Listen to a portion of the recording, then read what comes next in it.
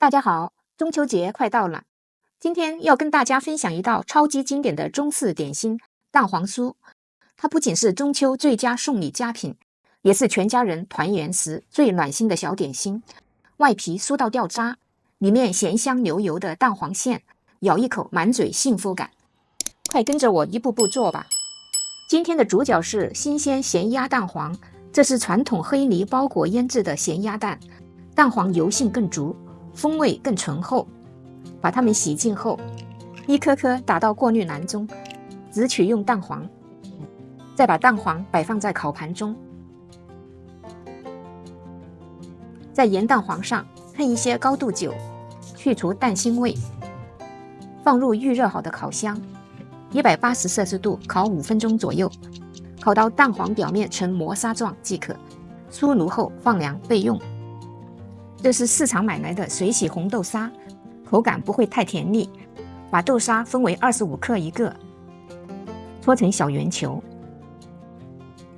取一个豆沙球，用手指压扁，放入一个烤好的盐蛋黄，用右手的虎口慢慢的把豆沙往上推，直到完全包住咸蛋黄，然后双手轻轻搓圆。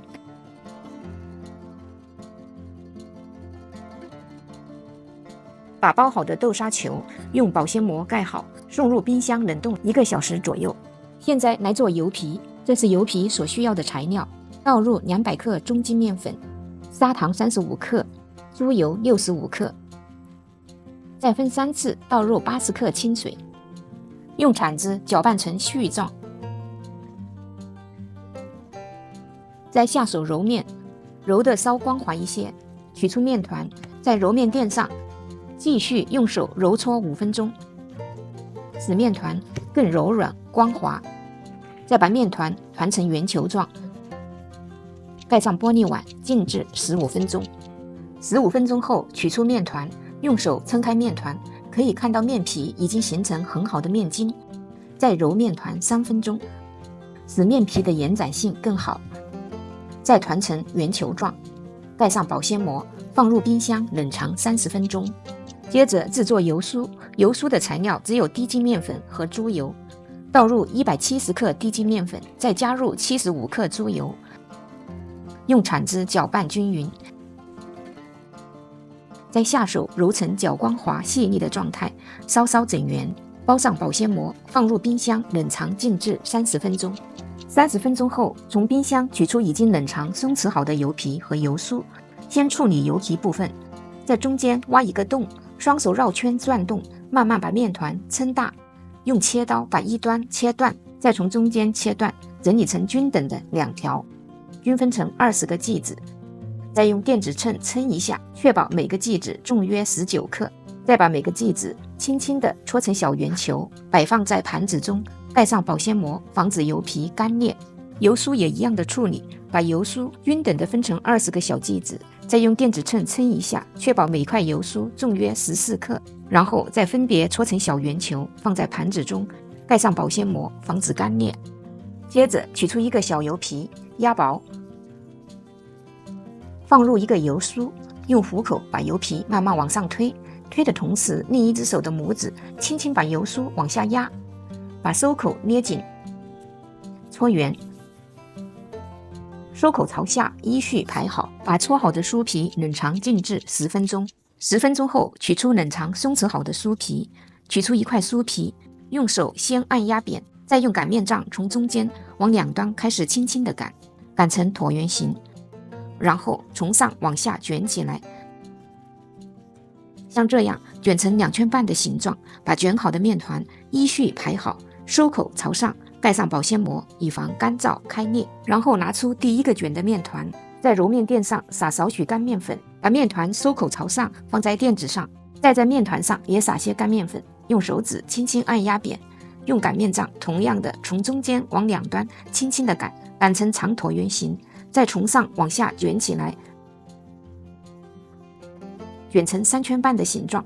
把卷好的面团同样依序排放好，盖上保鲜膜，然后拿出第一个卷好的面团，用手指在中间按压一下，对折，收口朝上，再把两头稍微捏紧，用手掌按压扁，再用擀面杖把面团擀成中间厚、边缘薄的饼皮。